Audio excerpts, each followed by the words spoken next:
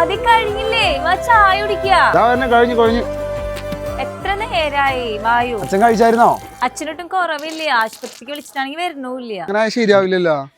അച്ഛാ വന്നേണീറ്റേ നമുക്ക് ഹോസ്പിറ്റലിൽ പോവാം. ഹോസ്പിറ്റലൊക്കെ പോയാലേ 10-15,000 രൂപയാണ്. ഇപ്പം അതിൻ്റെ ആവശ്യമില്ല. അതെ, ഒരു ചില്ലി കാശ് പോലും ചെലവാകൂല. പോരെ? അവരിപ്പോൾ എന്നെ ഫ്രീ ആയിട്ട് ചികിത്സിക്കാൻ പോകല്ലേ. അതെ, ഞാൻ അതിന് വേണ്ടിട്ട് ഒരു ഹെൽത്ത് ഇൻഷുറൻസ് എടുത്ത് വെച്ചിട്ടുണ്ട്.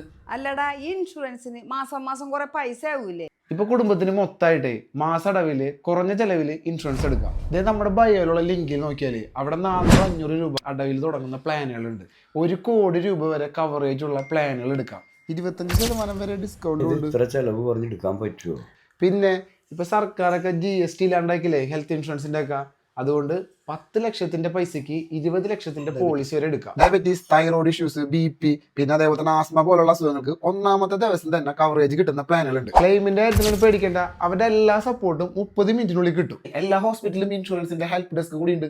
ആലോചിക്കാൻ വേണ്ടിയിട്ട് പോവാ. ഹെൽത്ത് ഇൻഷുറൻസ് എന്ന് പറയുന്നത് നമ്മുടെ ജീവിതത്തിൽ വളരെ ഇമ്പോർട്ടന്റ് ആയിട്ടുള്ള ഒരു കാര്യമാണ്. അപ്പൊ അതെന്തായാലും എല്ലാവരും എടുക്കാൻ ശ്രമിക്കാം. പിന്നെ ഇതിന്റെ കൂടുതൽ ഡീറ്റെയിൽസ് അറിയാനുണ്ട് നമ്മുടെ ബയോയിൽ കൊടുത്തിരിക്കുന്ന ലിങ്കിൽ കയറി കഴിഞ്ഞാൽ നിങ്ങൾക്ക് എല്ലാം അറിയാം.